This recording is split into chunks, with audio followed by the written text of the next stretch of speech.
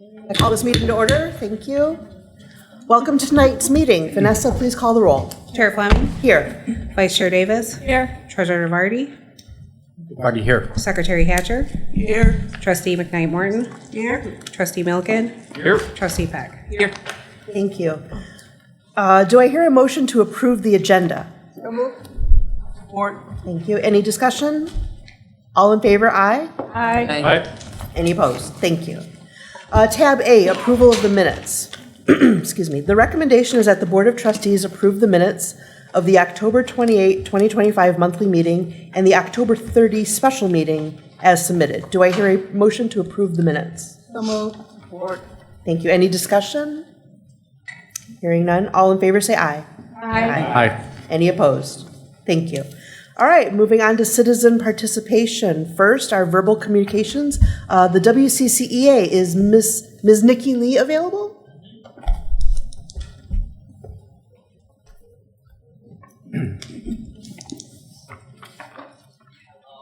Hello. Good evening. All right. So I am here today because Allie is with her family during a difficult time. So I'm Nikki Lee. I have been here before. I've given remarks before. I serve as the second VP of the WCCEA, so I'm going to give the remarks. As we enter the final weeks of the semester, our faculty are working harder than ever. This fall, the college introduced several new software systems that we have been expected to learn while also managing regular teaching responsibilities. Responsibilities that have become more complex than ever due to the rapid rise of AI. As you know, since September, faculty and staff have been navigating multiple new platforms, including Canvas. It is difficult to understand why so many new systems would be rolled out simultaneously, especially when each requires substantial time to learn and integrate. Once again, we respectfully request that future technology implementations follow a more realistic, phased timeline that acknowledges the learning curve and the workload involved. In addition to mastering these new systems, faculty are striving to adapt to this new AI-driven educational landscape. Many are spending countless hours searching for assessments that are AI-resistant or as close to it as possible. They're considering ways to bring their courses back to campus. The amount of time dedicated to maintaining academic integrity in the era of AI rivals the extraordinary effort that faculty put into teaching during the pandemic. We look forward to seeing more training and support from the college, both during in-service and hopefully throughout the year, focused on practical, effective strategies for preserving the integrity of our courses amid the rapid expansion of AI tools. Several departments have expressed concern, and we are so thankful that Dr. Tucker is working with them and finding solutions. So I would like to express my appreciation to Dr. Tucker and Dr. Blanca for their collaboration with the WCCEA on issues related to testing, program review, schedule changes. We really value the constructive working relationship that we've developed with the college administration, and we look forward to continuing this collaborative approach as we address those challenges ahead. Thank you. For further public comments, when I call your name, please come up to the mic and limit your comments to 3 minutes. I have one sign up in front of me. Forgive me, I'm not wearing my glasses tonight. Is it Kwame Williams? Okay, I apologize. It's a little blurry. All right, Kwame, thank you.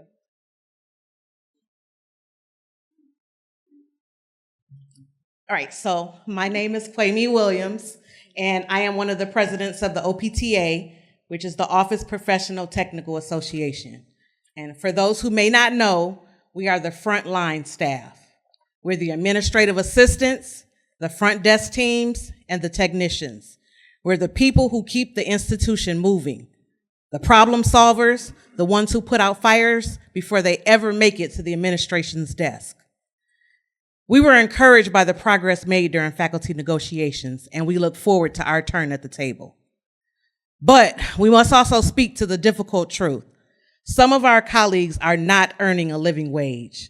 That reality is unacceptable, and it is an issue that we are fully committed to addressing.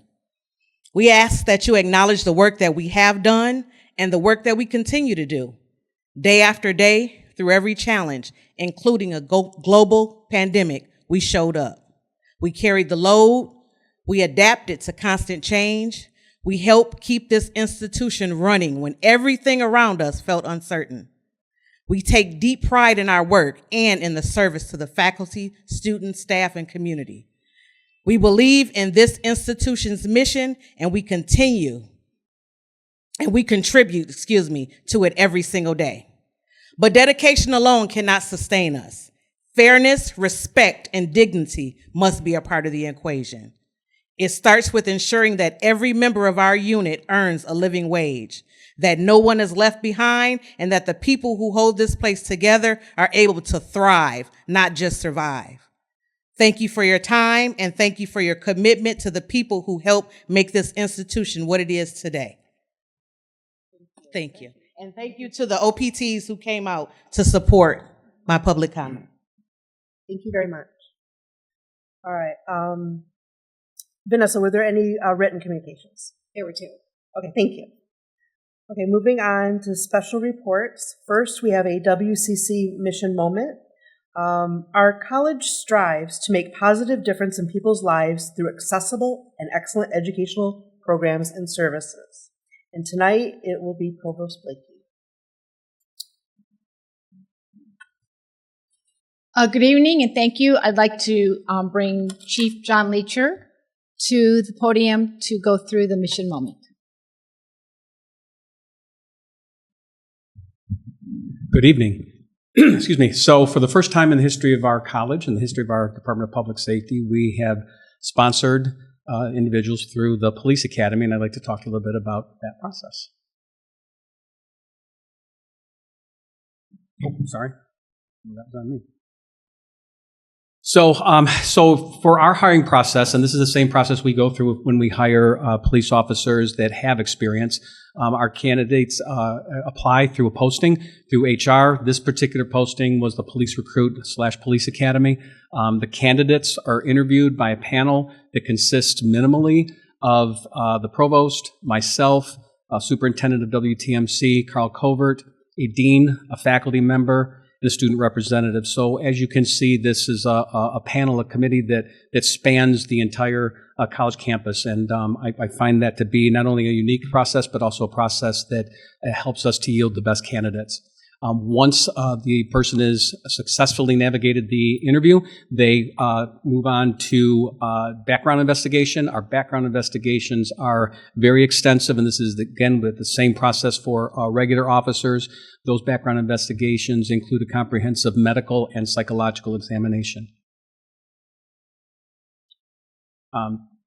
So, Police Academy requirements. So MCOLS, which is the Michigan Commission on Law Enforcement Standards, mandates a minimum of 615 hours of instruction to successfully complete a police academy.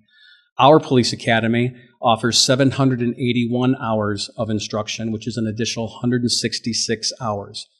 Those additional hours are designed around current law enforcement needs with input from the Academy Advisory Board, which consists of people, law enforcement professionals from across Washtenaw County.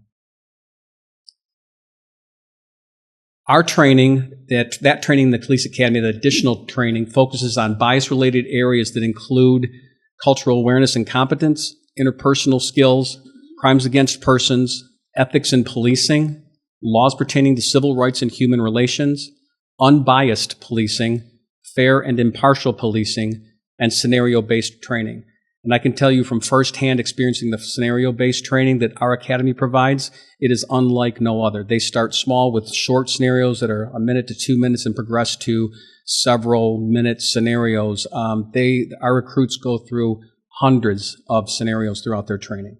It's really, really good training, and many of them are geared towards this type of policing. Once they successfully complete the police academy, their training doesn't stop there. They go on to a field training program. Our field training program is a 16-week field training program. It's broken down into 4 phases. The first phase is the phase where there's very little work being done by the recruit. Second phase, they do a little more. Third phase, a little more than that. And by phase 4, they are doing 100% of the work with the FTO now in plain clothes watching them do all of the work That's their final, basically their final grade. They successfully navigate the 4 phases of training, which is 4 weeks in each phase. They are then graduating on to be solo patrol officers. So, and lastly, these from left to right, these are our newest police officers. This is Officer Carter Thompson on your left. He has an associate's in arts from WCC, which he obtained in 2024. His major is criminal justice. He graduated with honors with a 3.7 grade point average. In the middle, I'll go to the right first. I'll come back to the middle. On the right is the other academy graduate. That's Brian Gellish. Brian is also a criminal justice major with WCC.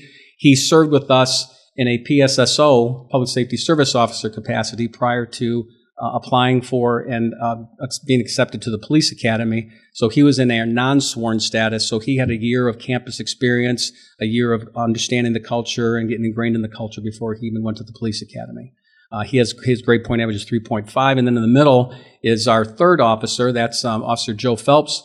Joe came to us through the Michigan Transfer, with the Michigan Transfer Agreement Certificate. He graduated in 2024 as well. He's a 9-year Marine Corps veteran, supported through the WCC Wadhams Veterans Center. He was a speaker at the recent Veterans Day celebration that we had here at the college.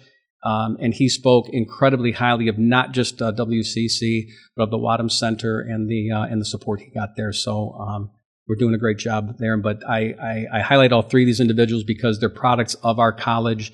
They get the culture. They get what policing is on this college campus, and we're really proud of them. Appreciate your time. Thank you. So, are these full-time employees here now? They are, yes. And then how many officers do we have on staff? Full officers on staff, 5, 6, 8. So 8 Sworn officers. sworn officers. Yes. Okay, thank you very much. You're welcome. Hi, awesome. Any other questions? Thank you. Thank you. Thank you. Thank you. All right, our next special report is on the Wadhams Veterans Center with VP Jennings. Good evening, everyone. So tonight I'm here to give an update on our Wadhams Veterans Center and our Veteran and Military Services programming that we do here at WCC.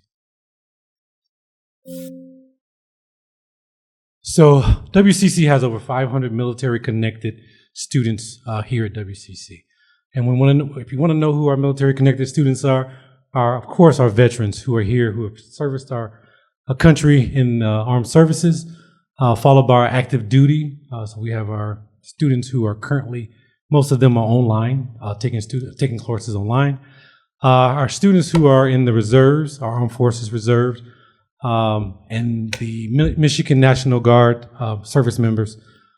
Finally, spouses and dependents. So we also have a lot of husbands, wives, children who are also connected to WCC through their veteran services.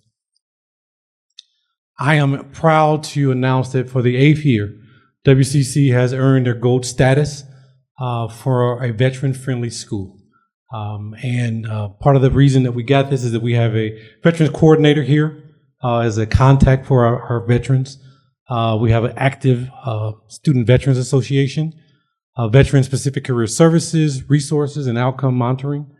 In addition, we assist students with creating schedules that maximize their benefits, so housing benefits, and also allowing them to use their benefits and then go on to the 4-year university as well. We have our veteran-specific website. And finally, we spend time making sure that students who are coming in from the military, that their transcripts that they have of the work that they've done while they're there, we use that to allow them to be given prior learning experience to, again, shorten their pathway to a degree. In addition, we also received a Veterans Adventure League Academic Innovator Award. Recognizes our institution and a staff member who has done marvelous things to assist our veterans. They develop new innovative services that will improve or transform on-campus experiences for our veteran and military-connected families, improve military-connected students to federal and state benefits. In alignment with that, partnerships with our community partners and industry to ensure that these students understand how to be a part of the new GI Bill, and the registered apprenticeship programs. And finally, it also improves the college's the veterans experience here at WCC. Our Waterman's Veterans Center, located on the second floor of the Student Services Building. It is there to assist students in accessing their benefits, assisting them with scheduling assistance. In there, we have a free printing and free computer use for our students, our veterans. We also assist them in utilizing our campus resources and also providing up-to-date information about their VA benefits. And finally, it's just a good place where they can come and hang out with other veterans in between classes as well. A little bit about our Student Veterans of America Club. It provides our students with leadership opportunities. As they transition from being a active duty and to be a civilian, it allows them to come back and be around others who share that same cohortness. They also build community outside of WCC. They do meet for different events. They do cookouts and different things, again, helping to build a sense of community. And finally, they also attend the national convention of the Student Veterans Association as well. So we have two large partners in the community that works with us. One being the Erwin Priscorn American Legion Post 46. It has been a wonderful opportunity to work with them. They support our donuts and coffee. They sponsor lunches with our veterans, and they also assist families as they are moving into the community. So they're able to meet other veterans and another place outside of WCC that they can meet. We also have our connections with our Department of Veteran Affairs, John Signiti, who is our Veteran Success Officer. He comes to campus each week and helps students discuss career planning and also assists with benefits. And Brittany Tyrell, she's been very helpful. She works in conjunction with the VA to ensure that our veterans are accessing their healthcare needs through the Veterans Administration as well. One of the fun things that we do, and it's not just for our vets, but our vets love it as well, is our TheraPauls. You'll see Darby as a lab who comes once a week, every other Monday, and helps to just be a calming space for our student veterans. They love when she comes, and when she's not there, they're looking for the next time that she's available. And if you've ever spent any time with our therapy dogs, we have them in the library as well when they come. It's just a really good opportunity for students just to relax. And we do this ongoing throughout the academic year. One of our biggest events that we actually coordinate and is held on our campus is our Washtenaw County Vet Fest. It's an all-day event here on our campus, designed for veterans and their family members. Community partners play a big role. You'll see here our Veterans of Foreign Wars, American Legion, the Washtenaw County, the VA, along with Veterans Affairs, support the event along with our veterans, Vietnam Veterans of America. Food, games, opportunity to learn about the resources that are available in the community as well. Here's a few pictures and statistics for the event. So this year we had over 700 veterans registered for our event. Over 40 resources were available for our veterans and their families, along with over 100 Michigan active National Guard members who volunteered to be here to help us. In addition, NRVA reported the highest number of veterans being serviced at our event. In addition, we had the Secretary of State's mobile unit here to allow our veterans and others who were here to do their driver's license renewal, get their vehicle tags and plates renewed, also confirm their veteran status as well on their driver's license, and then update any addresses. So it was a mobile lab that allowed them to do those things in one setting. Here's some additional pictures from our vets. We had the little kids that came, families, and again, I want to thank our National Guard for coming in and supporting and assisting us in the event as well.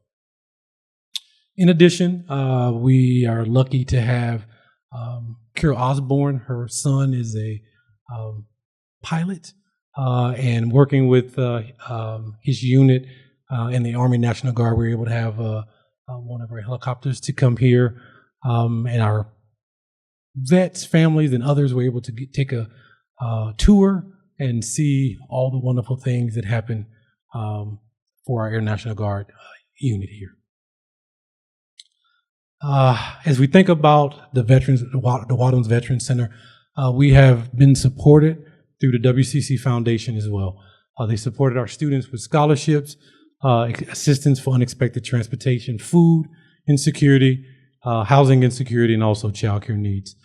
Donations made through the through the WCC Foundation, through Timothy and Laura Wadhams, continue to support our veterans. Each year, those funds help cover the cost of snacks, supplies for specific veterans events that we do throughout the year, and one of our big things, our graduation and other celebratory events for students.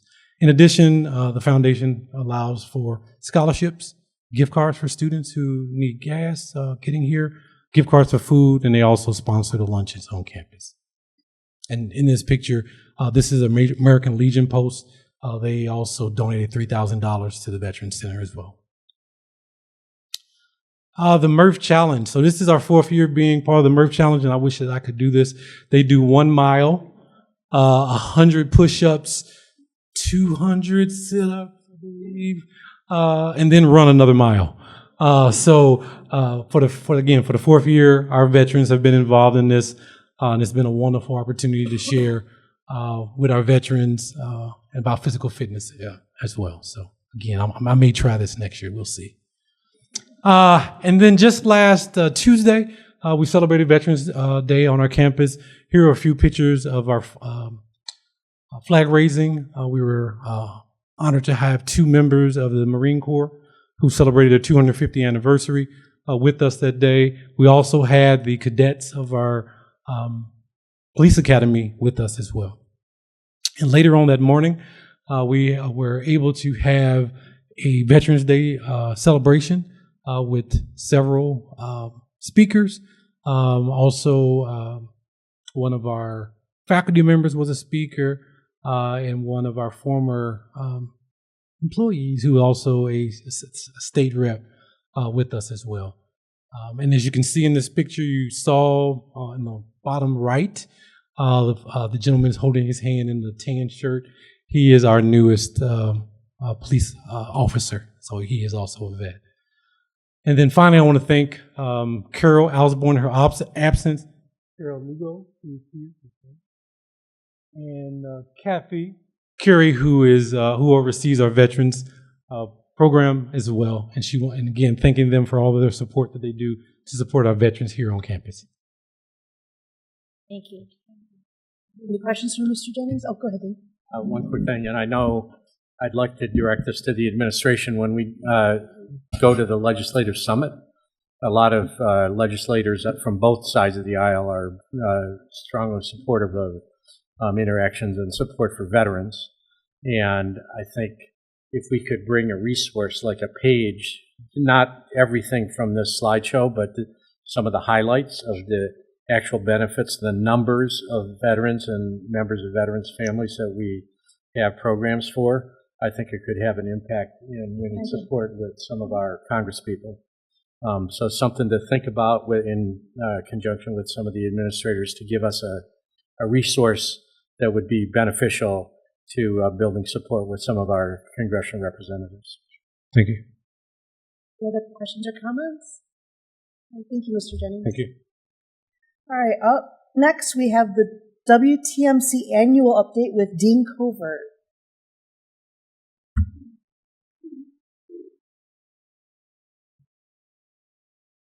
Good evening. Good evening. Thanks for inviting me. This is one of my really enjoyable things that I get to do every year. So WTMC, I want to talk about a couple things. I want to talk about the impact to the community. I want to talk about the significance to WCC and some acknowledgments that we got this year and some changes that have happened. So first of all, you can see 29 years of growth. This is actually our credits. So these slides are backwards. That's my fault. Over the last 7 years, WTMC students have earned 12,000 credits on average. These are credits that are free to the families and these students, which include books, tuition, and the fees. So think about 12,000 credits annually going back into the community and the impact on these families. We've also grown significantly over the last 29 years, so you can see how many students we have. We're one of the fastest growing schools in Michigan, and we could actually be bigger. We have a wait list both for our 9th grade program and our middle college program. But we keep it at a certain number of students, and we are now the 5th largest high school in Washtenaw County. And we are larger as a district than Whitmore Lake, than Manchester, so we're a significant educational institution. I want to remind people of our mission because this is what I think really makes us unique. Washtenaw Technical Middle Colleges transforms high school students into successful college students. And that is the part that makes us so unique. A lot of high schools say they're preparing students or they're getting them college ready. Our students are 100% college successful. They must complete a certificate or an associate degree along with the Michigan Merit Curriculum to graduate from high school. And 100% of our students do that. The average number of credits that our students complete is 67 transferable college credits by the time they graduate. I think it's important to remember we don't have a selective process, so any student can apply. The only preference we give are to siblings and residents of Washtenaw County. All other students are put into a lottery. So we blind pull from the lottery, and those who aren't pulled are put on a wait list. This is the demographics of our community. A couple things that I really want to highlight, especially since COVID, we have seen a greater number of students coming in behind in math and with lower reading ability. So we've had to do a lot of work supporting those students. I'm incredibly proud of the staff that I have. Their ability to take students who are reading at the 4th and 5th grade level and in 2 years get them up to read at a college level is amazing.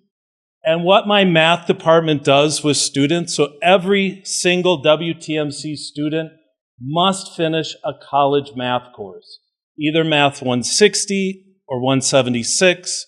Most of them go through 180, the majority of them.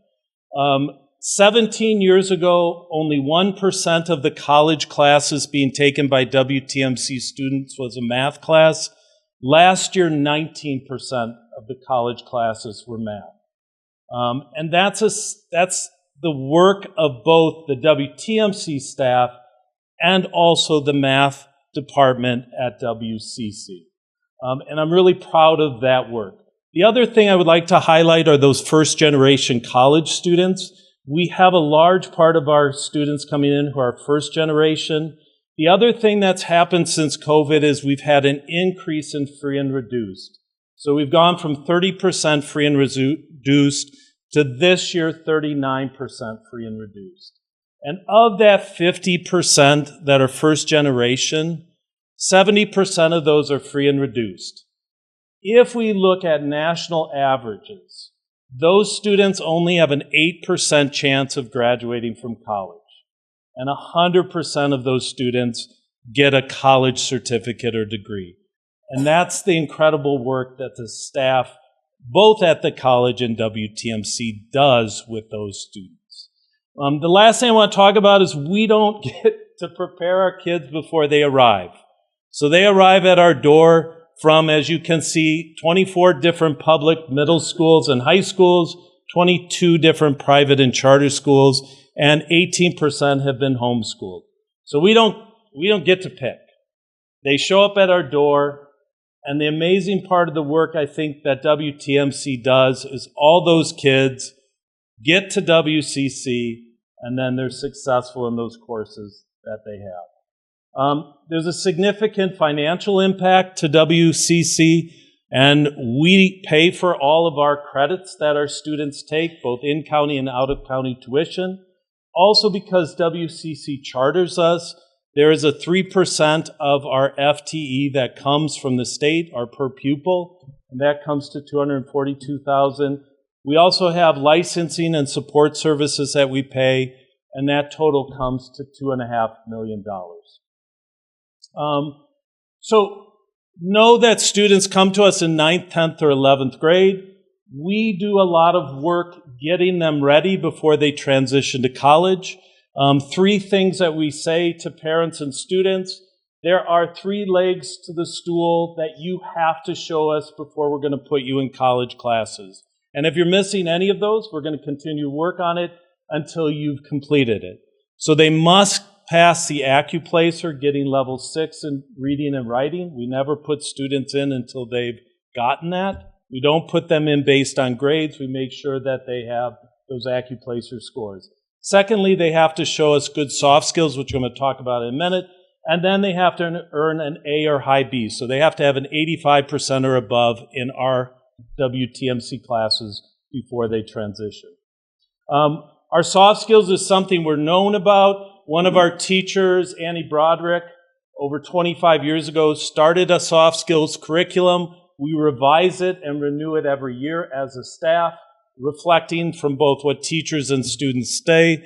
It's integrated across the curriculum, so every student for the first 6 weeks get 1 hour of soft skill instruction, and then every day teachers put in comments about students' soft skills. This is a really important part of our program, and we've integrated that and supported the community by developing a summer bridge program that students in the community can attend from other high schools to help them transition to WCC successfully. So just numbers-wise, and I want to thank Kathy Curry for doing this. She always helps me get my numbers for this presentation. But we're 2.5% of the total enrollment.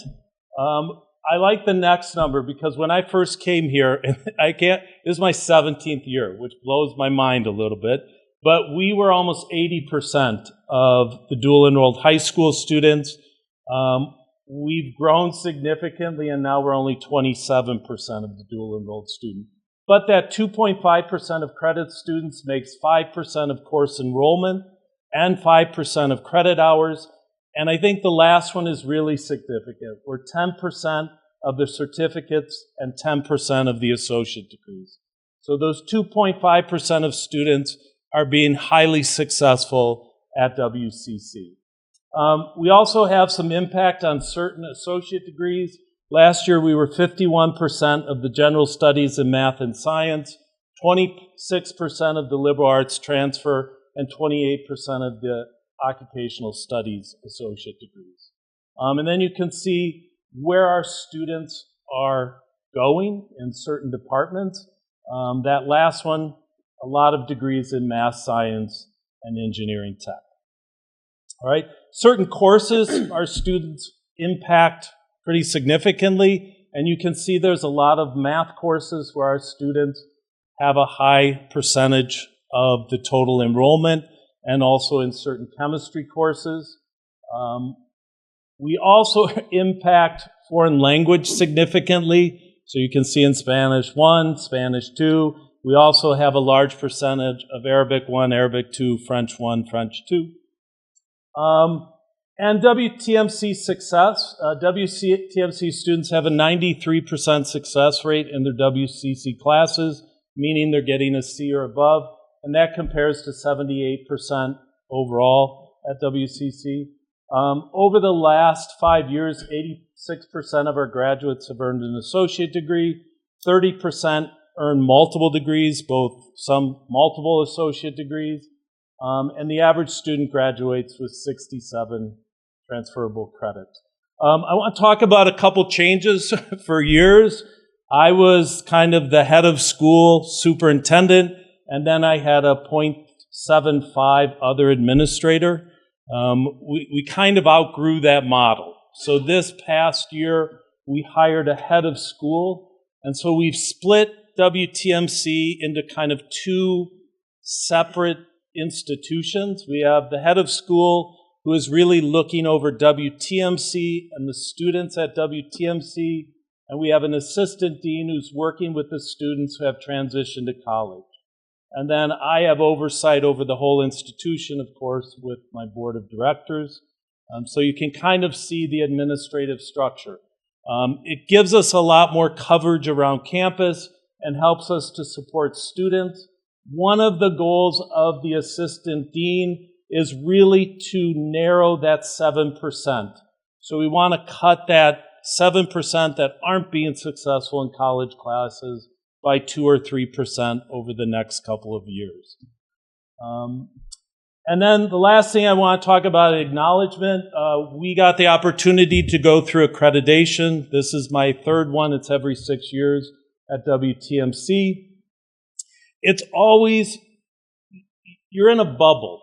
And so you really don't know what's going on until someone from outside of that bubble comes in and really has a conversation with you. And I'm incredibly proud of what we accomplished through accreditation. We were, of course, accredited. We had a very high score. And we were one of 24 institutions out of 1,350 schools internationally that was given a distinction award. So a distinction for excellence in education, which acknowledges the incredible work that I think the instructional staff at WTMC does. And these were some of the comments from the lead evaluator. So I'll let you read through them. And I think the big one for me is, why aren't more high schools doing this model? I think a model that has legs for both this community and outside of this community. So thank you. Thank you, WCC, for all the support and help. And if you have any questions, I'm happy to answer. Yep. Go ahead. What's your level of teaching staff? How many teachers do you have? We now have 28 instructional staff. Full-time teachers. Full-time teachers. Great. And our average class size is about 25. So it's somewhere between 24 and 28. Can you please tell us how long your wait list is? Yeah, we have about, I think, 65 kids still on our 9th grade wait list and about 30, so around 100 kids total. And what I'm always amazed about is we don't really advertise. Our marketing budget is $6,000, and that's to buy T-shirts.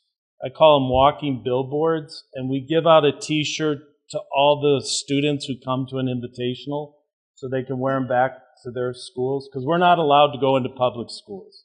So I can't go and market to schools. So most of that wait list and our students is word of mouth. With regard to incoming student preparation, your statistics indicated that 75% of your students are not able to perform algebra. 15% are not able to meet the standards for pre-algebra. And you have indicated that this deficit has grown over time. Do you think that this deficit has peaked?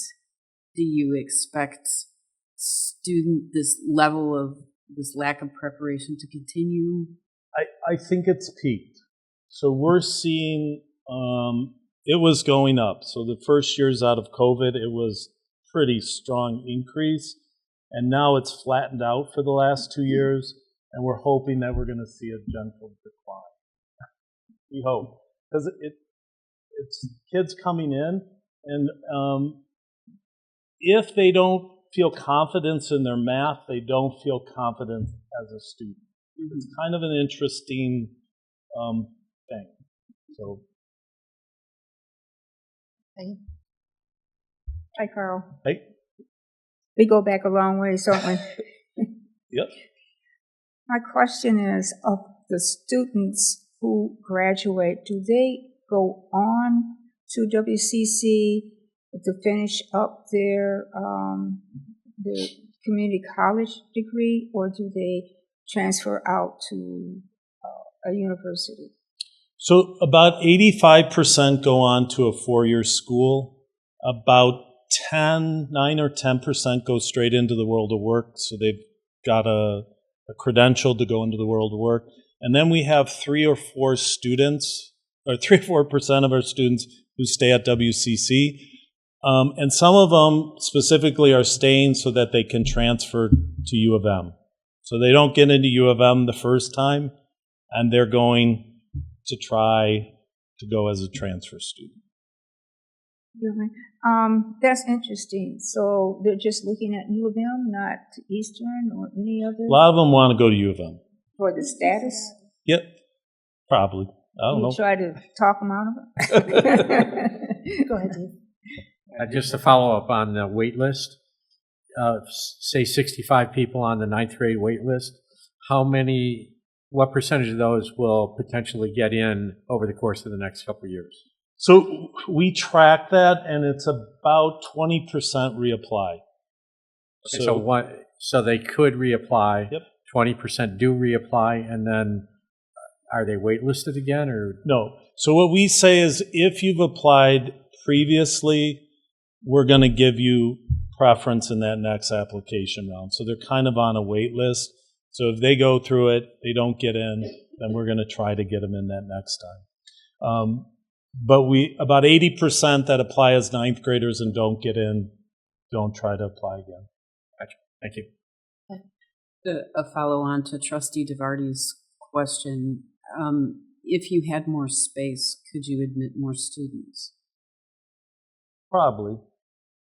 I mean, one of the things that I think one of the most meaningful parts of the work that we've done is being able to scale up and maintain our success.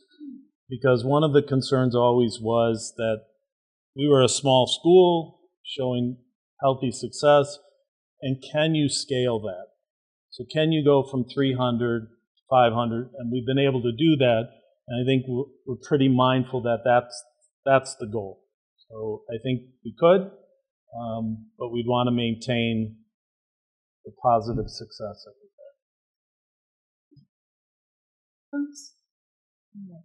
had. Dean Cover, I would like to thank you very much. My daughter continues to make a lot of progress at WTMC. She's taken her first WCC course this semester, and she's getting a solid B. I'm very happy about it. So she's come a long way, and I give you guys so much credit for that. And she continues to get better and better. So, I love your program. So thank you so much for everything. Thank you. Thank you. Thank you very much. Ruth, one more thing. I mean, just a little history. I remember when WTMC students were going to be in regular Washtenaw Community College classes, and the faculty were not as comfortable as one might think. I didn't sign up to teach high school. I signed up to teach at the college level, et cetera, et cetera. And so I think the union put a cap on the number of WTMC students who could be in any given Washtenaw class.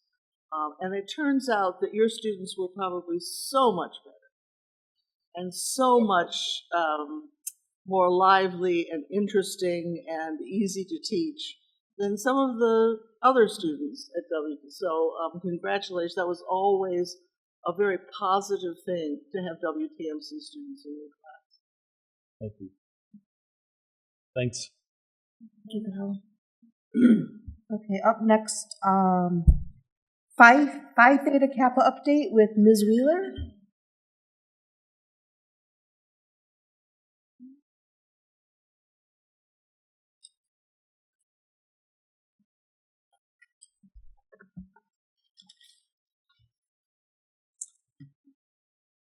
All right. Well, good evening and thank you.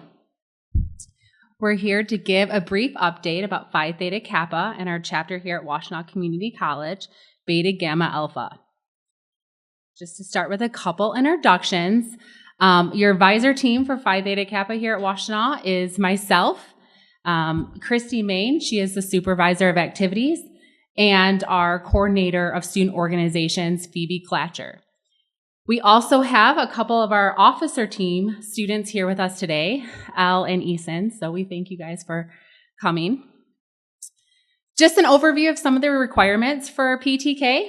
PTK students have to complete at least 12 credit hours of coursework that counts towards an associate's degree, or 6 credit hours towards a certification program of 100 level and above. They have a GPA requirement to maintain of a 3.0 or higher. Some of our highlights from the 24-25 year, our students were invited to Capitol Day on April 17th. And this was a picture over to the right of the students that attended with Christy. And they were able to connect with other PTK students, legislators, and community leaders. We attended the regional conference May 16th and 17th that Schoolcraft hosted. We had received an Honors in Action Theme 5 winner last year for our Honors in Action project. And then our officer last year, Joao, received 7th runner-up for Distinguished Chapter Officer. And we received 8th runner-up for Most Distinguished Chapter. Continuing some of our highlights, two of our students, Alex and Kaylee, received scholarships for All Michigan Academic Team, and that was at a luncheon we were invited to in Lansing. Our chapter growth and achievements, so we remain a 5-star chapter. Membership growth in 2024-25, we have 367 new members have joined, and we currently have a total of 1,609 active members. So that wraps up our highlights. Thank you.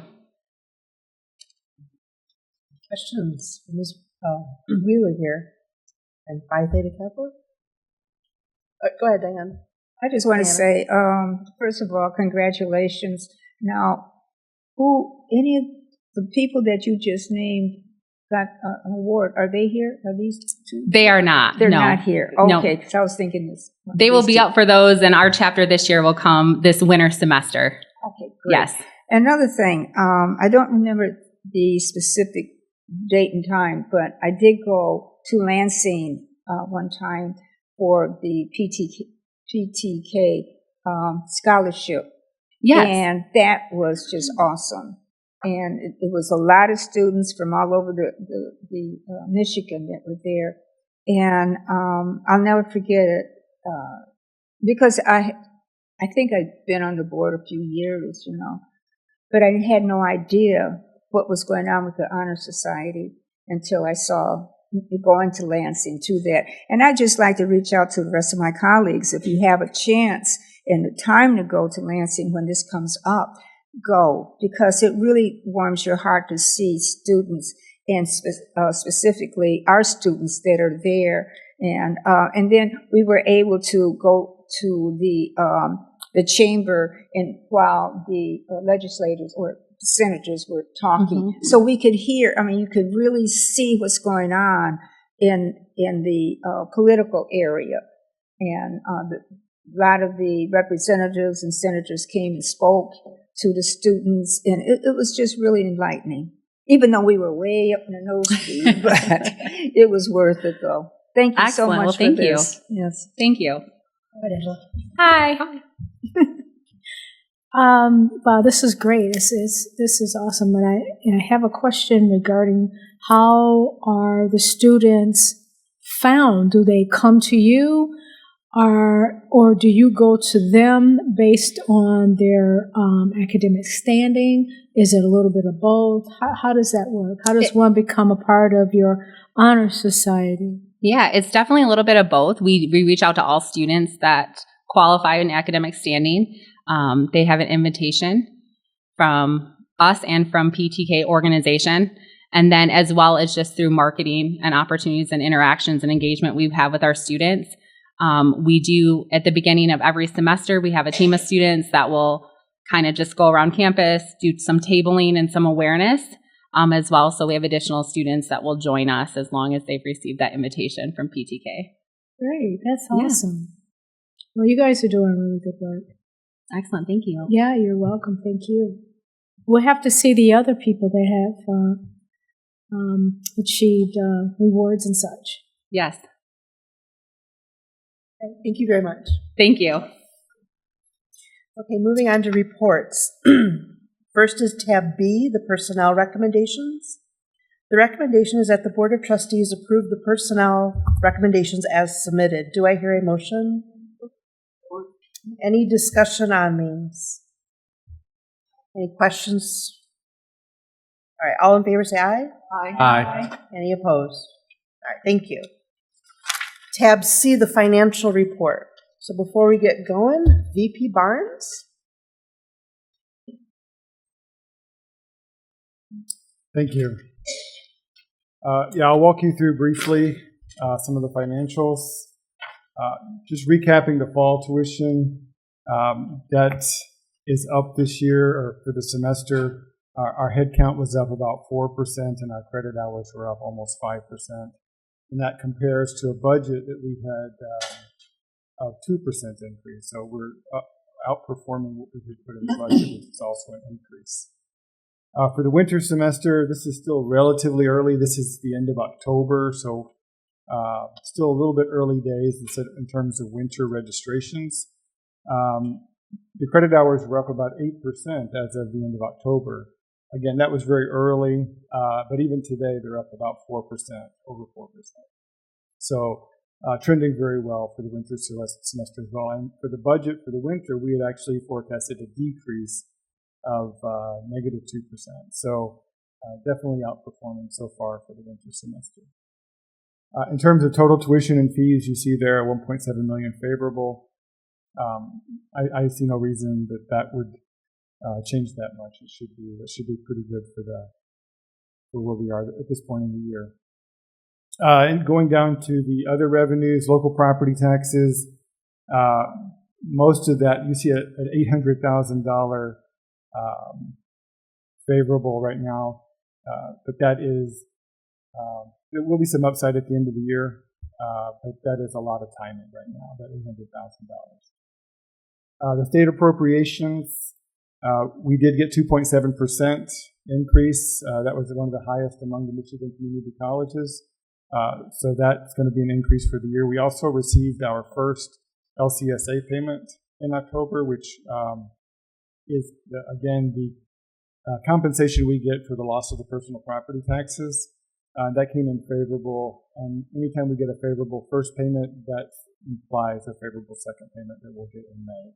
So that also is trending well.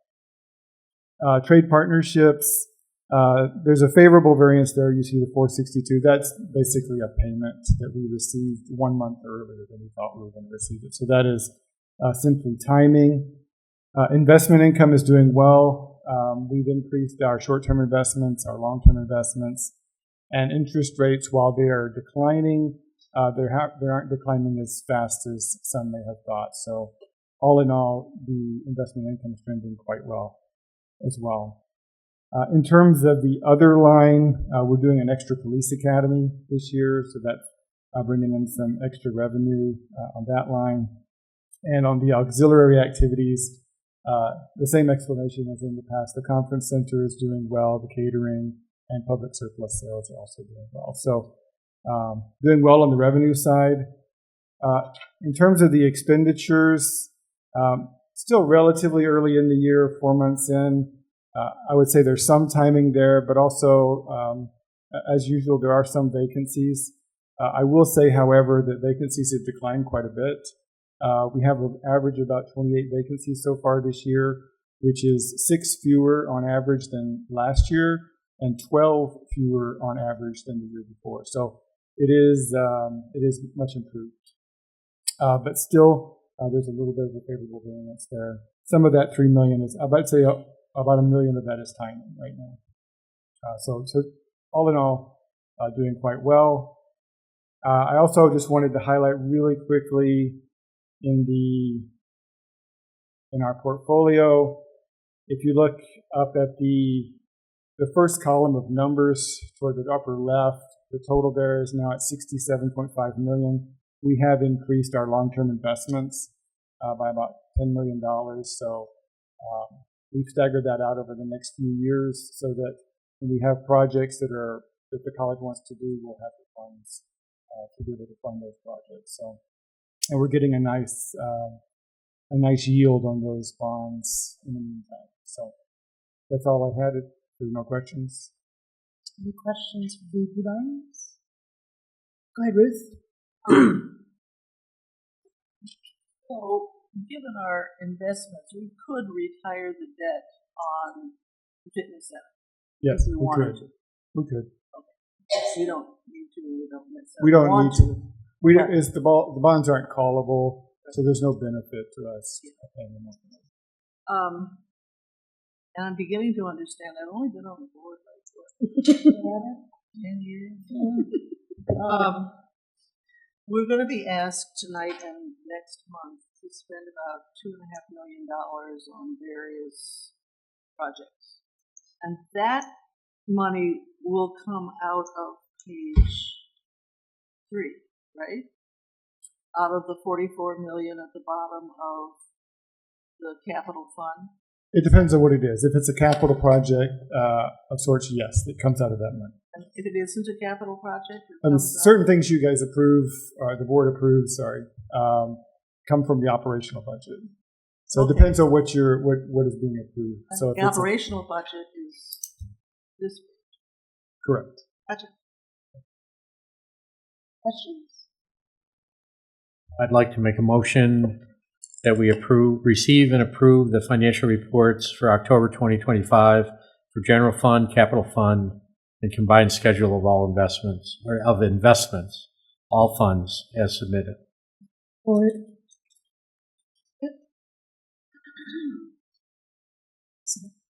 Did we get a second? Oh, okay. Okay, gotcha. Sorry. It was too faint. I didn't hear. Okay. Thank you very much. All in favor say aye. Aye. Any opposed? Thank you. All right. Up next, tab D, the Facilities Development Report, VP Whipstop.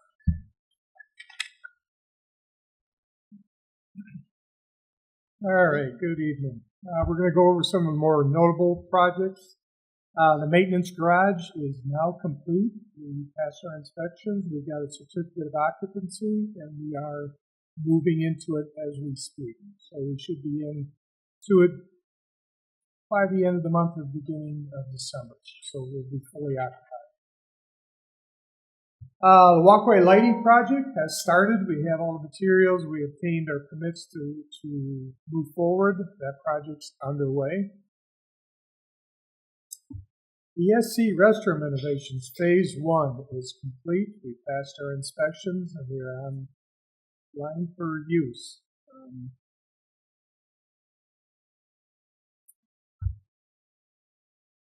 The shipping and receiving substation expansion, which is our last of the substation expansions, was completed on November 6th and 7th. We had to shut down the building for a day and a half in order to complete the project. We put in the new expansion panels, and we also had to increase the size of the transformer to give us more power. LA auditorium renovations is on schedule. Supposed to be done before the winter break. That will likely happen. And you may have seen we've started replacing some of the building signs that were burnt out. We were having issues with keeping them going, so we updated the LEDs or the signage. Morris Lawrence building here was complete. Business Educational building was complete. And the roadway sign should be going up next week. That's it. Questions? Go ahead, Diana. Just bear with me. First of all, I'm ecstatic about this bathroom. I can say it now. Thank you so much. So I have to go and see what it really looks like. I see something that says, like number 2, West Road Assistance Tower, and I've seen others. It says alphabet, but it says in progress. What does that mean? It's alphabet, but it's in progress, or what? Well, yeah, the project is going. We're moving, so we put the engineering bid package together, sent it out for bid to get quotes, and the whole project is in Progress. Okay, gotcha. I kind of figured that, but it wasn't. That's all I wanted. Thank you. There are 4 SC projects, sewer and pipes and so forth. But do we wait to find out whether we have to redo the whole building before we start improving things in SC? Do you see what I mean? So during the restroom projects, when we're tearing apart walls, we do investigations. We look at all the piping, sewer piping, electrical, to make sure that it is viable. And during the restroom project, we found a lot of sewer piping, storm piping that wasn't leaking, but was showing signs of deterioration. So even though it wasn't part of the project or in the project scope, those projects we went in and replaced those pipings. Be really bad if we were to redo the bathrooms and then 3 months later rupture a pipe and have to rip it apart. So we've been doing the inspections as we tear apart walls. We look at all the utilities and infrastructure. I'm just wondering if we get the state money to redo the SC building and we want to move the bathroom. Likeliness of moving bathrooms. Okay. I'm just, there's so much. Yes. We're renovating here and then again. Yeah, So where your move the bathrooms bathroom. are, they're up against usually what they call wet walls, which is the utility chases. That's part of the concept. Okay. Keep those bathrooms where they are. Yes, sir. Angel. One question. Does WCC have a 5S program? When you're the microphone. I thought everybody could hear me. Do we have a 5S program here at the college? Where are you familiar with what I'm speaking I'm about? from the automotive industry, yes. Yes. So, But do we have something like that here? we don't, but we employ some of the concepts, I guess. Okay. One of the good things is Emily, who's also from automotive. She is starting to get over to that. We're doing KPI boards. In fact, she just got that going. Mm-hmm. So she's bringing that 5S concept to our department. Good. Well, if you don't know what that is, you can probably explain it better than I can. No. Okay. No, pretty much everything has a place. And if there isn't a place, you make a place, but it has to be labeled. It has to be marked on the floor. So like a trash can has to have a marking around it. It has to be labeled and things of that nature. So other questions? Good. Great. Thank you. Okay, moving on to remarks. Do any board members have remarks? Anything you'd like to share? Okay, Ruth, Dave, and then Angela. Go ahead, Ruth. I'm beginning to catch the drift of the mission statements at the beginning of our meetings. And it's from the mission in the what do you call it? Handbook. It's that first paragraph that we're dealing with. Could we put that somewhere in print in our thing? The whole paragraph? Yeah. The mission? Okay. Yeah, like on the I'm not trying to. Maybe even on that front page where it tells you what time we're going to be there, or somewhere in there where you can see it as we're going through. I just would like to see it.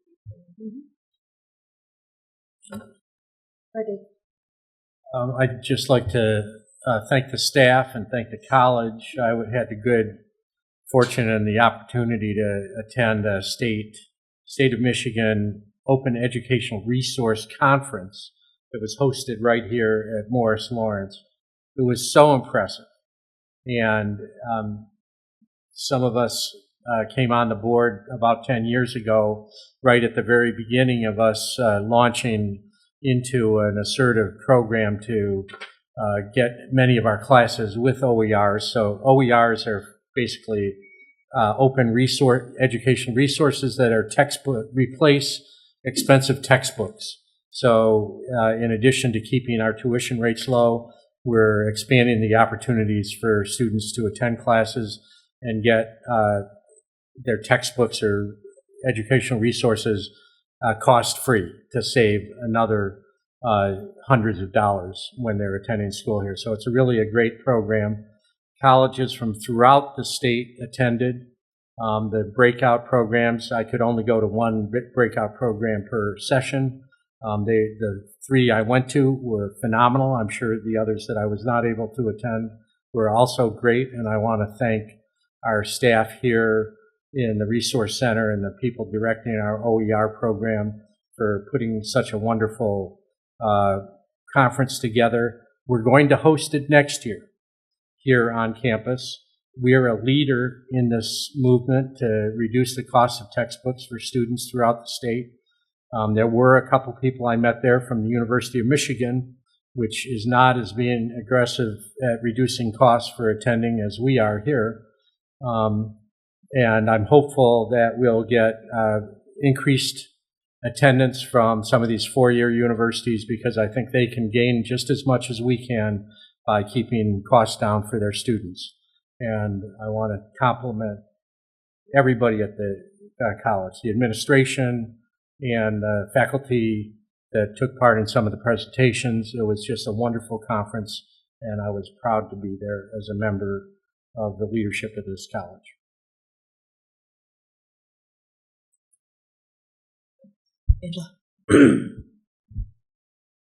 Every year, the Foundation Board puts on such a fabulous gala. And thank you for extending the invitations to the board, to the community. It was awesome. It was beautifully laid out. Thank you so much. I had a beautiful time like I always do. And kudos to the entire Foundation Board. In front of the camera, behind the camera, all the money that was raised for student scholarships. It turned out really, really well. The catering was awesome. I'm still looking for those chocolate chip things that come back. I don't know who put in for that vendor rather, but they need to bring those chocolate chip things back. Oh, it's been a few years, so somebody needed to get on that one. So, but anyway, it was really nice. So thank you so much to all that you guys do, and staying connected with the community, making sure that the students have adequate funding, so they can get their classes and get out and participate in making a living for themselves. So again, thank you so much. Thank you. Sure. Well, thank you. Since we just got done talking about the foundation,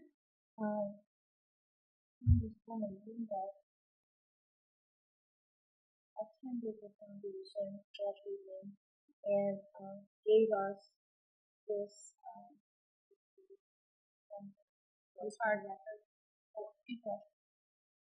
Congresswoman Dingell attended and gave us this. We weren't able to announce it that evening for several reasons, but we're very grateful to her, recognizing our foundation for all the work that it does. So thank you. And since you're our board liaison, I'm going to ask you to hold us. No.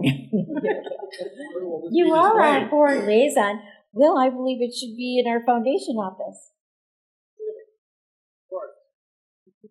Thank you. Okay, thank you so much. Also, I'd like to thank the trustees for your participation in college events this month. It was really, we appreciate your attendance. Trustee Milliken, thank you for attending Veterans Day. Vice Chair Davis, Treasurer DeVarty, Trustee McKnight Morton, for your attendance at the gala. Thank you so much.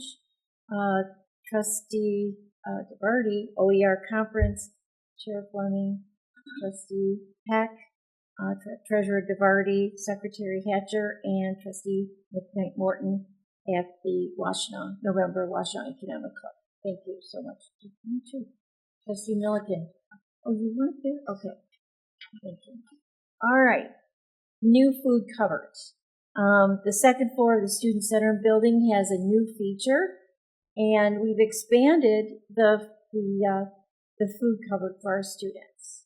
So it has been opened in a dedicated space to provide students with the opportunity to access quality, non-perishable food when needed.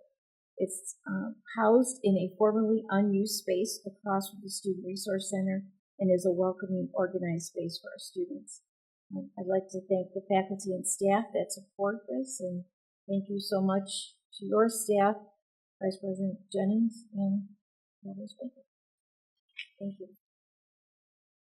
Hunger and Homelessness Week. This is Hunger and Homelessness Week, and so in addition to launching the food cupboard, we would like to thank the Student Resource Center for organizing several events to bring awareness to this important topic, including workshops on making sleeping mats for the homeless and creating special lunch bags for students in need, and our Empty Bowls fundraiser. Mark your calendar because you don't want to miss this. Is Thursday from 11 to 1 p.m.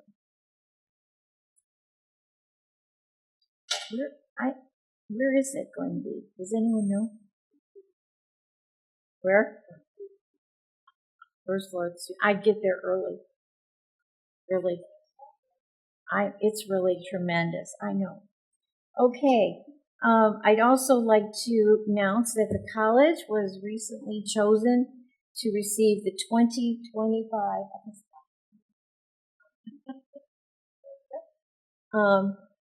to receive this 2025 Washtenaw County Environmental Excellence Award. Thank you so much, Craig, to you, and also to our resource recovery manager. You may remember it. She presented to us, Rebecca Andrews. So well done, and thank you so much.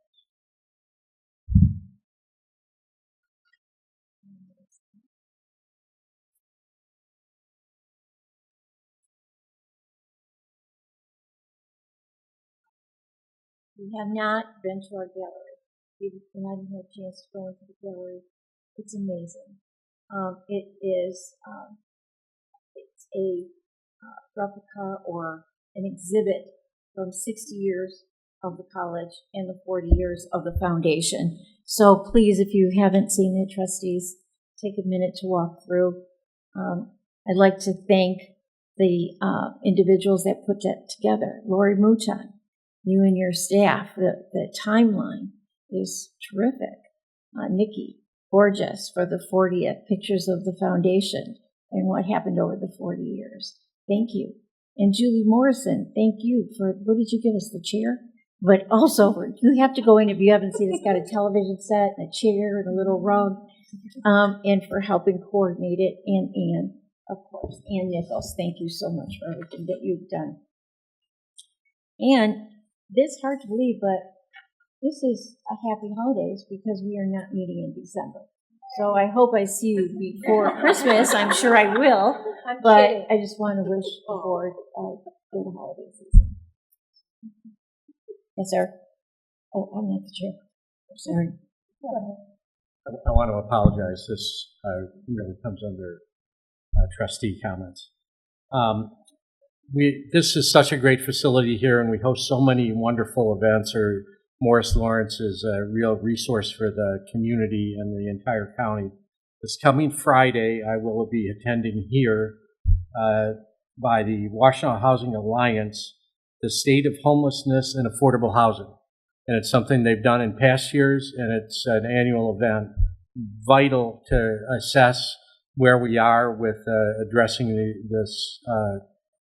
the question of how people in our community shelter themselves and continue to stay sheltered. So that's happening on Friday. I'll be there. report probably at the January meeting on whatever relevant information for the college. But I do know that sheltering is an issue that affects our student constituency and something that's really important, and I will consider to pay attention to. Thank you. Thank you. All right, moving on to old business. First is tab E. This is the Transact Campus Payment System. The recommendation is that the Board of Trustees authorize college administration to execute a 5-year agreement with Transact Campus for use of its payment system platform. The annual cost of the agreement for the first year will be $59,790 plus $2,000 in one-time implementation costs. The contract cost will increase 3% annually. The total value of the 5-year contract is $319,433. Do I hear a motion? Thank you. Any discussion or questions on this?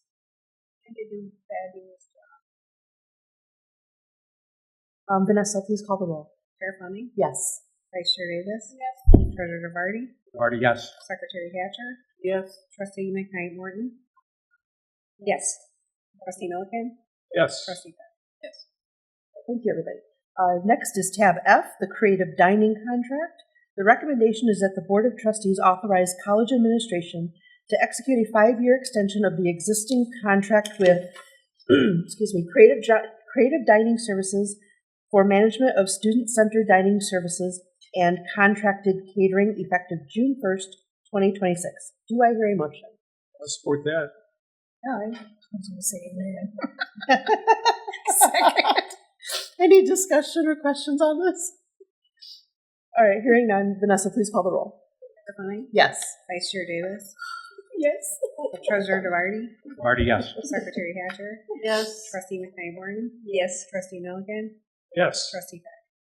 Thank you, everybody. Well, that shows how good their food is. Yes. Oh, forgive me, guys. All right, tab G, everybody. Okay, so this is an update to one of our policies. The recommendation is that the Board of Trustees approve the proposed changes to Board of Trustee Policy 4052, Loan Privileges Policy for the WCC Library, as submitted. Do I hear a motion? Support. Thank you. Any discussion or questions? Hearing none. Vanessa, please call the roll.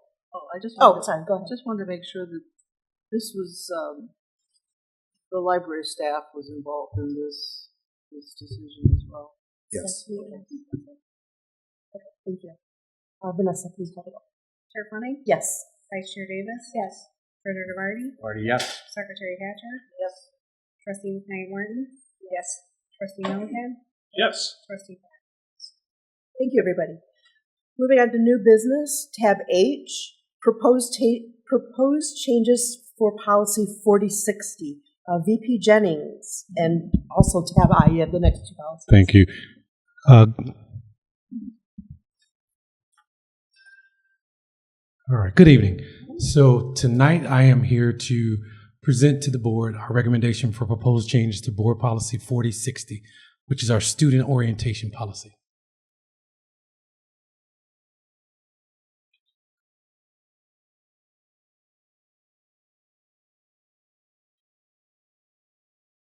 All right. So we're proposing 3 changes. To number 2, will now read to assist new students in understanding the importance of advising and how to utilize the tools used to register for courses consistent with their identified program of study. Second change, number 5, to provide an environment which informs new students about available career development resources to support their engagement in career planning process. In the career planning process. And finally, change number 3, to enable new students to learn about the impact of their reading, writing, and mathematics levels in regards to course options.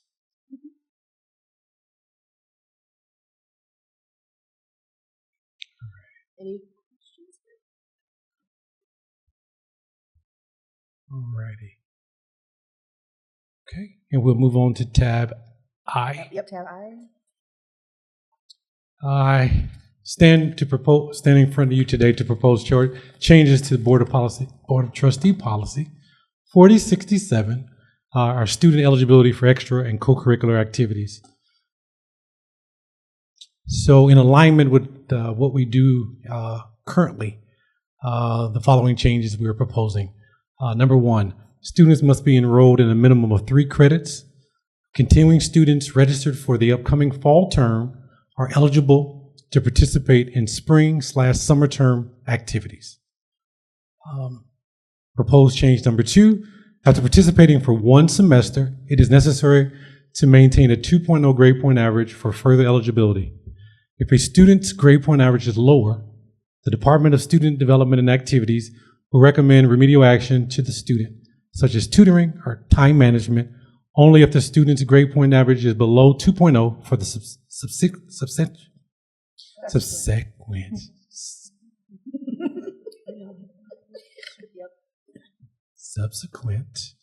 semester. My goodness. Will the student be considered ineligible until the overall grade point average is a 2.0? The student is not suspended or being disciplined by the college, and then reasonable efforts will be made to accommodate students with disabilities who want to participate in a student club and activities, and then the elimination of the following paragraph, as it does not relate to how we run our leagues. We have coaches for our student clubs and activities. So in this case, that language is no longer needed. Who's here? Ruth? Faculty and staff still participate or not? As advisors to the clubs, But not participating as an active member of the club. Okay. Questions here? Okay. So if I enroll in a 3-credit art class in the winter, I could play on the softball team in the summer? Yes, I'll be a student. There's tryouts for the Okay, clubs. I'll try Yes. out. But you're eligible to try out for, absolutely. When you do that program with the Veterans Affair thing, with this push-ups and everything.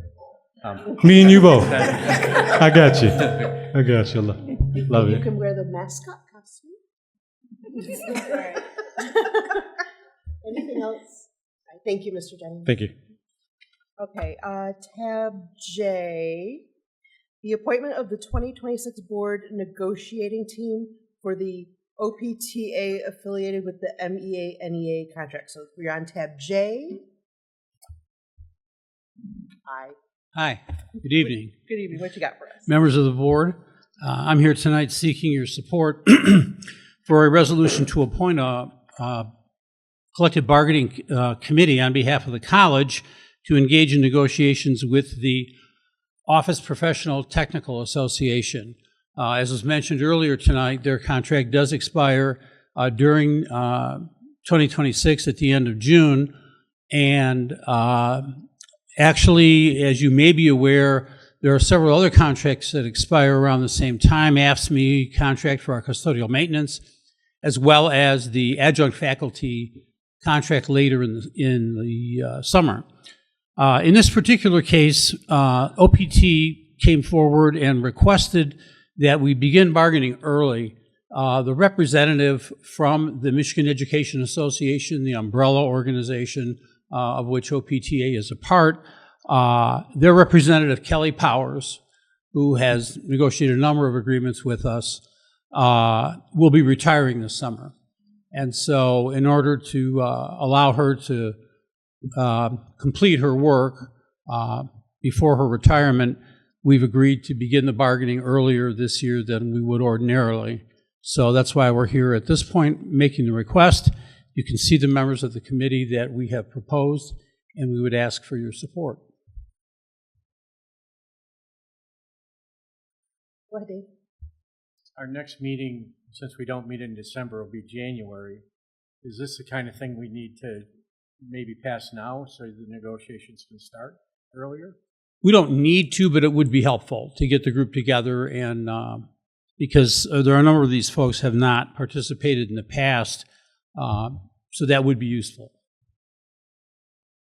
I'd like to make a motion to amend the meeting to move this to an action item, so that by a voice vote we would, if we choose to put this committee in place, but in the interest of getting negotiations moving, I would like to make that, unless there's any objection from the board.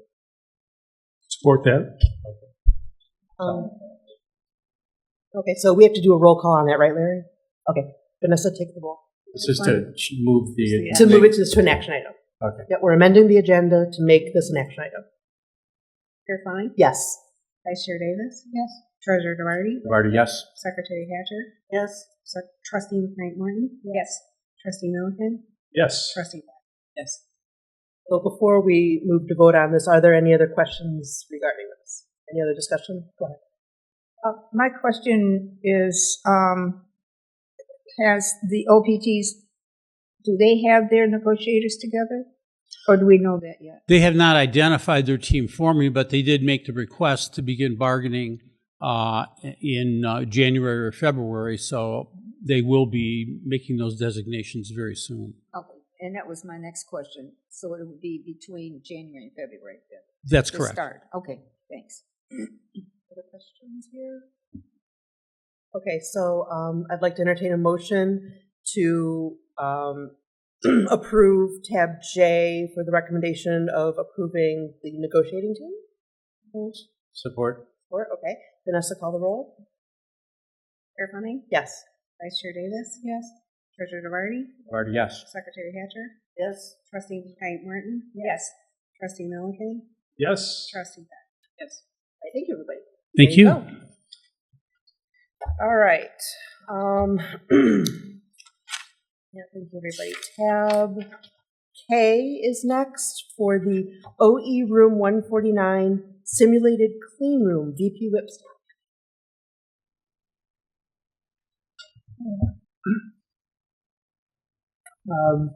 Running to you a proposed project to transfer OE 149 into a simulated clean room. It would be replicating the environmental conditions and operational standards found in modern semiconductor and battery manufacturing facilities.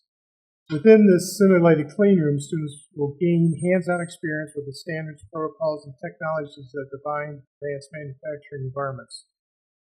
They develop practical skills, contamination controls, electrostatic discharge safety, proper gowning procedures, particulate monitoring, and operation of precision equipment. This clean room will support the engineering technology degree program, semiconductor and battery technology, or battery manufacturing certification or certificate programs. Big Construction in Plymouth, Michigan submitted the lowest responsible bidder, $336,500. The MEDC will provide a $200,000 grant to support the simulated clean room and related workforce training initiatives. The Board of Trustees must approve the authorized project amount of $336,000 with grant funds being applied to offset the college's costs. I will now turn it over to Brandon to talk about the actual thing.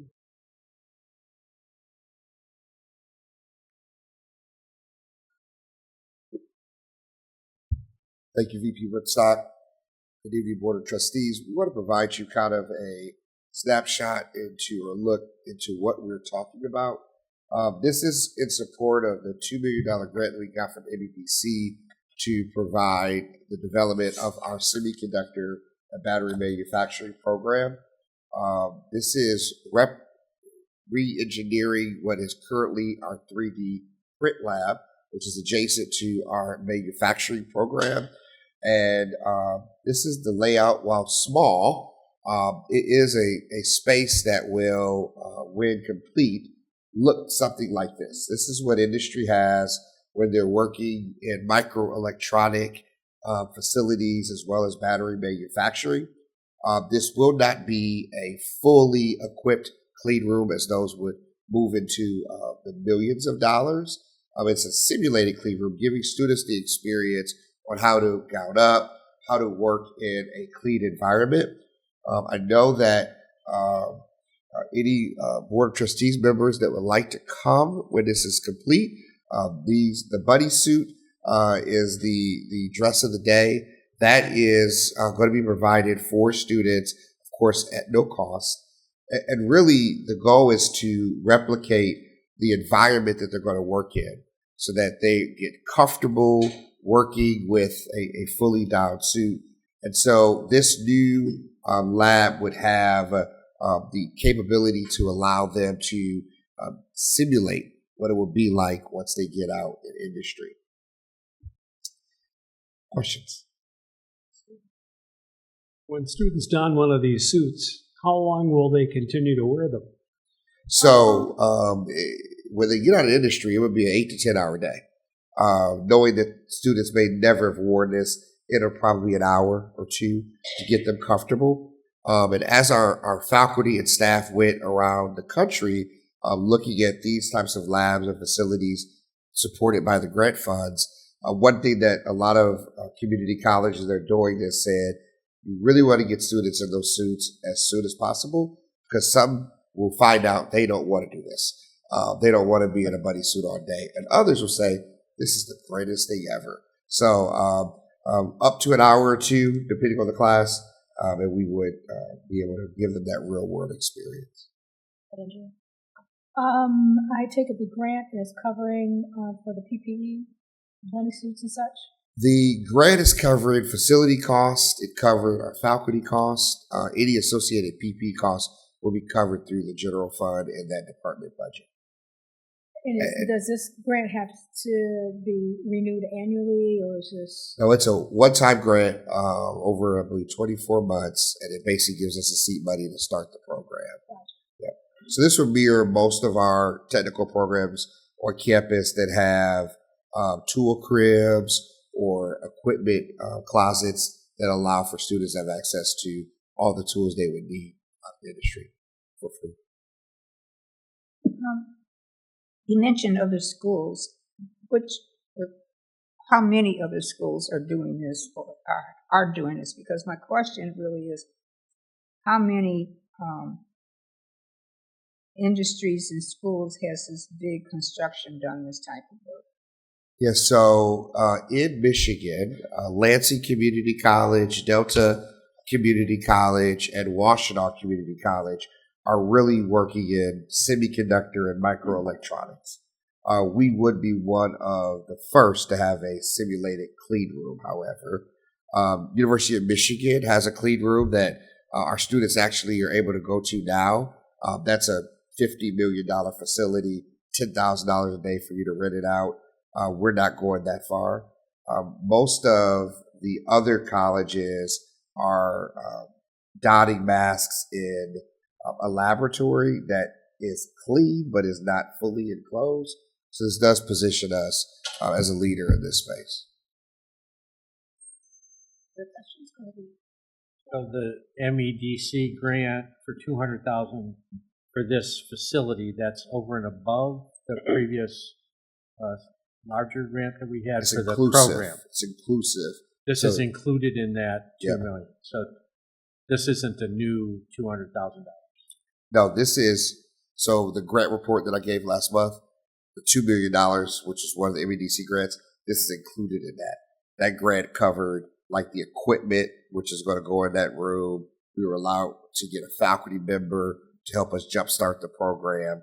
And this is one of the line items in the grant that MEDC gave. So really, if we factor that $200,000, that's a line item of that grant, the out-of-pocket cost for our budget is $136,000. 336. So that's the total. So, but the 2,000 doesn't the $200,000 come out of that, or the MEDC grant? I mean, if we don't do this, do we not get that $200,000 line item in that $2 million grant that we already have? Yeah, we would have some problems because the $2 million is already allocated to the college. And they said, hey, if you do this lab, you could use $200,000 of that, but that's the cap. So the request to the board is $336,500, which is general fund. $200,000 is the grant, so it's a total cost of $536,500, but we only need to get $336,500 from the board. That doesn't make sense. Am I messing it up? Because I think the it's bid- 336 less the 200. Right. The bid is The net cost for 336,000. the college would be 136. Yes, I totally messed it up. I So apologize. Yes. so if we approve this, I guess next month is fine, hopefully. We're essentially saying, okay, we're going to spend $136,500 to match the $200,000 that the MEDC is also providing us for this line item in the. So it's looks like a smaller impact on our overall budget than the $336,000. Is what I'm just thinking in the dollars out of our budget going forward. Yep. Thank you. Is your timeline okay if we approve this in January? Are you tight on equipment or anything? Okay. I'm sorry, Eileen. How long will it take to convert the room?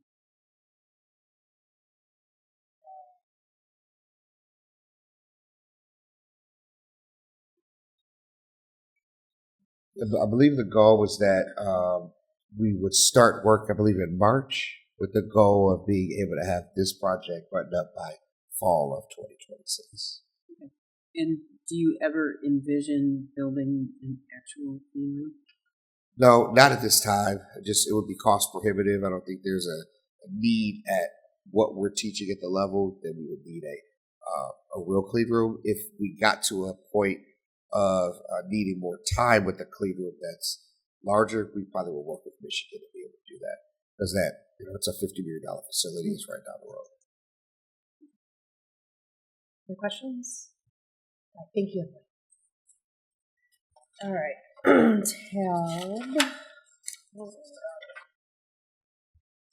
Tab L, the Crane Liberal Arts Building, VP Whipstock again.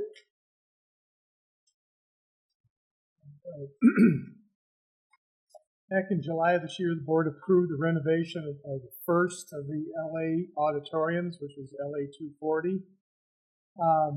The next phase includes the renovation of the two remaining auditoriums, LA 140 and LA 340, which have not undergone significant updates since the early 2000s. These upgrades would transform both rooms into a modern, technology-enhanced, student-centered learning environment that would support contemporary teaching and learning practices.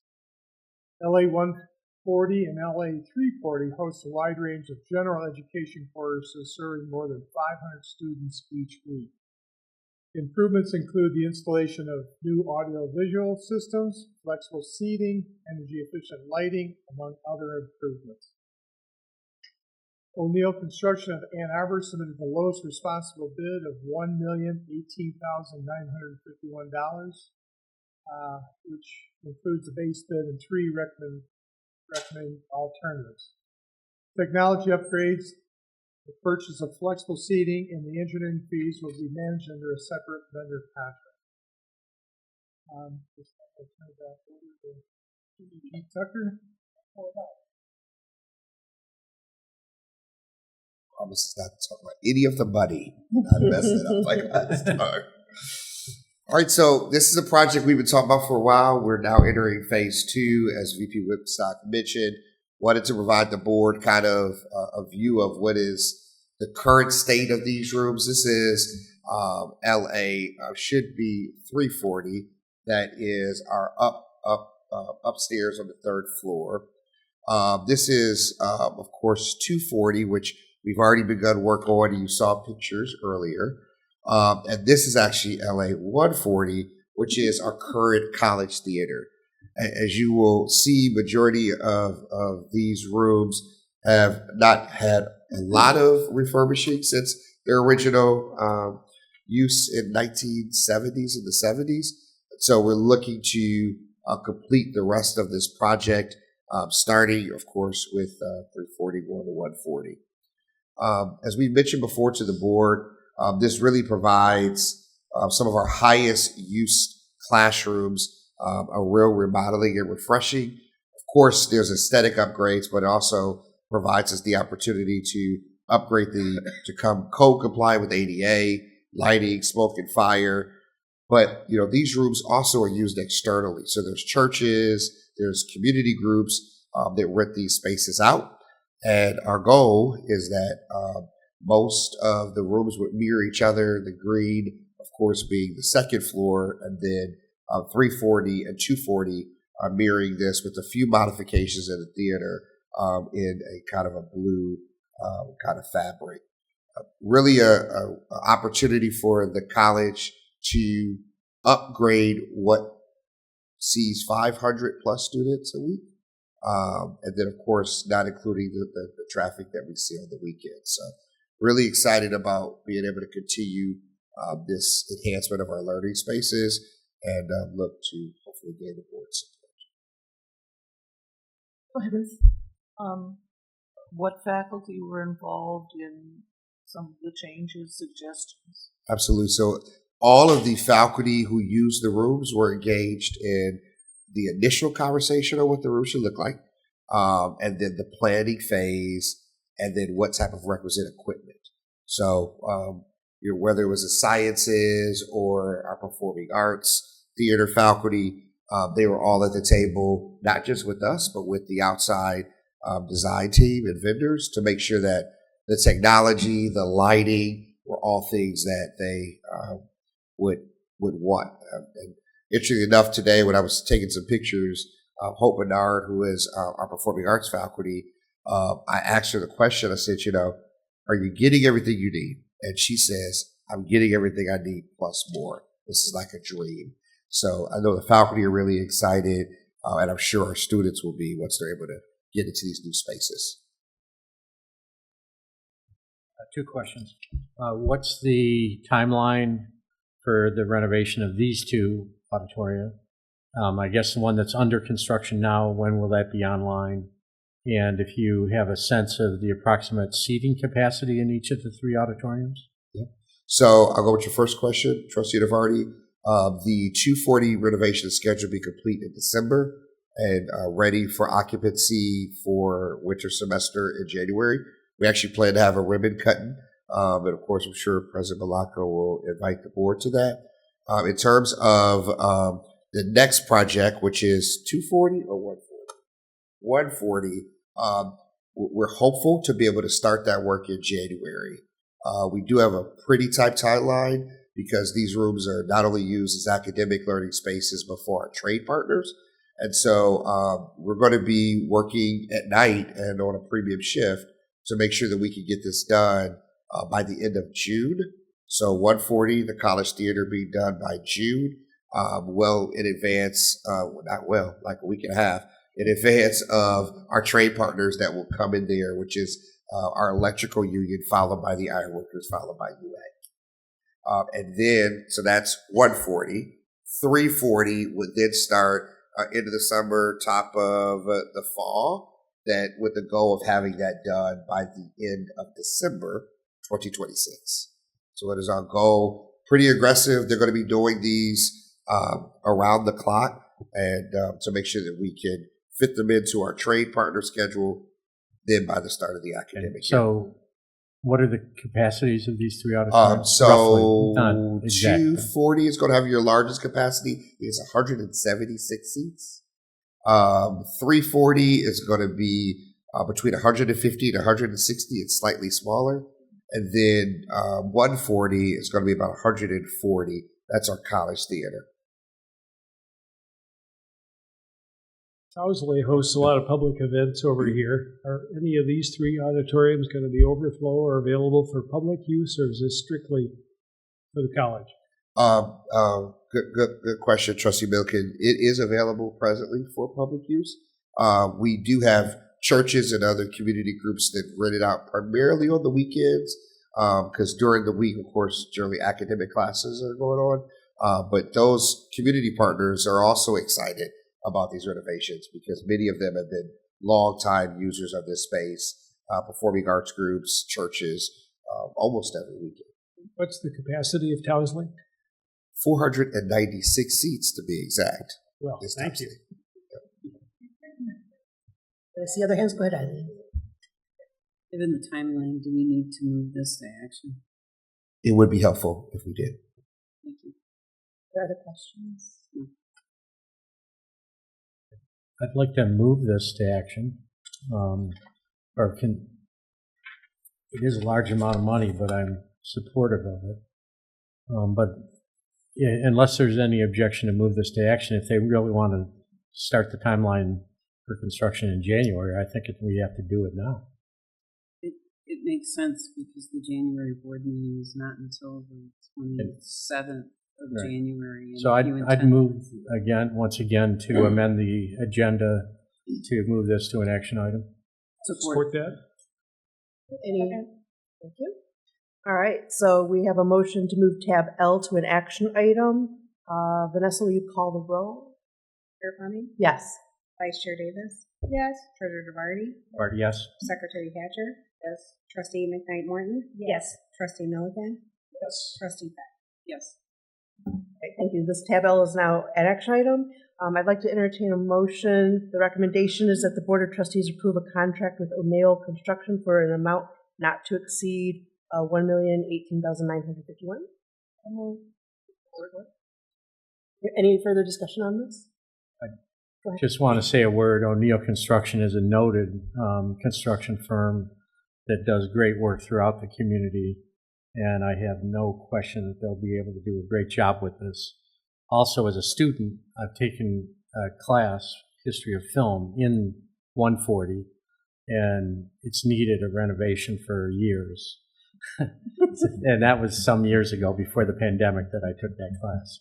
So I'm definitely support this. I know there are classes that are going to benefit greatly from this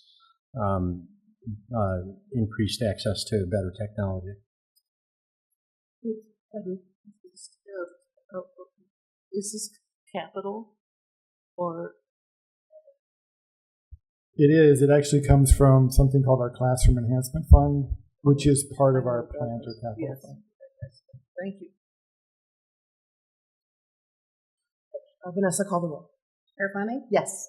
Vice Chair Davis? Yes. Treasurer DeVarty? DeVarty, yes. Secretary Hatcher? Yes. Trustee McKnight Morton? Yes. Trustee Milliken? Yes. Trustee Peck? Yes. Thank you. Then we have tab M that is related. I'd like to entertain a motion to move tab M to an action item. So moved. Thank you. Any questions on tab M, which is the tech equipment? All right. So the motion is currently to move tab M to an action item. Vanessa, will you call the roll? Chair Fleming? Yes. Vice Chair Davis? Yes. Treasurer DeVarty? DeVarty, yes. Secretary Hatcher? Yes. Trustee McKnight Morton? Yes. Trustee Milliken? Yes. Trustee Peck? Thank you. So tab M is now an action item. Oops, where's my? The recommendation is that the Board of Trustees approve an AV contract with Tel Systems for an amount not to exceed $258,803. Do I hear a motion? So move. Thank you. Any questions or comments on the AV part? Go ahead. Comment. I've worked with Tel Systems, and they're the counterpart to O'Neill Construction. Mm-hmm. They're the gold standard. They did the scoreboards at the University of Michigan Stadium, among other things, so we're in good hands. Oh, thanks for that. This is new to me. If you could maybe just give me a rundown on what the technology that we're doing here. Absolutely. It is, we're bringing this to the board as 240, you might remember, was fully covered by our foundation. And they covered all the tech equipment, and we're grateful for their support. This is both for 140 and 240. All of the projectors, the sound, specifically in 140, it's the lighting. It additionally will allow for all three rooms to be flexible classrooms. And this uses industry-grade equipment, much that we're actually using tonight and we see across in this facility would be in that room to allow for us to have a class that's going on in person and somebody being able to remote in. And more importantly, it provides our faculty with state-of-the-art equipment. For example, now in our theater, they'll have up to 16 microphones that they can use, which today is far less than that. So it's the lighting, it is all the AV equipment, and then things that allow for us to have flexible classes. Thank you. Questions? Call the roll. Chair Fleming? Yes. Vice Chair Davis? Yes. Treasurer DeVarty? DeVarty, yes. Secretary Hatcher? Yes. Trustee Knight Morton? Yes. Trustee Milliken? Yes. Trustee Peck? Yes. Thank you, everybody. All right, tab N. We're trucking along here. The Emeritus staff recipients. We're doing good tonight, guys. All right, tab N. The recommendation is that the Board of Trustees grant the submitted retirees Emeritus staff status as stated in Board Policy 5045, Policy on Emeritus Staff. Do I hear a motion? I'll move to the board. Any discussion or questions on this one? None? Please, Vanessa, please call the roll. Chair Fleming? Yes. Vice Chair Davis? Yes. Treasurer DeVarty? DeVarty, yes. Secretary Hatcher? Yes. Trustee Knight Morton? Yes. Trustee Milliken? Yes. Trustee Peck? Yes. Thank you, everybody. Sorry. Tab O, revision of the 2026 schedule of monthly board meetings. The recommendation is that the Board of Trustees establish and hold a working session special meeting on Thursday, January 29 at 6 p.m. in room 150 in the Morris Lawrence Building at Washtenaw Community College, located at 4800 East Huron River Drive, Ann Arbor. Do I hear a motion? Move. Support. Any discussion or questions on this? Go ahead, Dave. So this is in addition to our regular board meetings. Yep. This is a working session. Another working session. To look at some of the issues Yep. that we'll be dealing with later. Yep. So we have one this week and this one in January. Yeah, I'm working you guys this time around. I'm not Thank you. messing around, man. Thank you very much. I just want to say, these working sessions are really helpful to understand issues that we're facing, and to be able to deal with them ahead of having to vote on them. So I'm really in favor of doing this working session model. Cool. Any other questions on this? All right, hearing none. Vanessa, Vanessa call the roll. Chair Fleming? Yes. Vice Chair Davis? Yes. Treasurer DeVarty? DeVarty, yes. Secretary Hatcher? Yes. Trustee Knight Morton? Yes. Trustee Milliken? Yes. Trustee Peck? Yes. Thank you, everybody. I'd like to entertain a motion to adjourn the monthly meeting. So move. Support. Any discussion? Nope. Thank you. All right. All in favor say aye. Aye. Aye. Any opposed? Thank you. Meeting adjourned.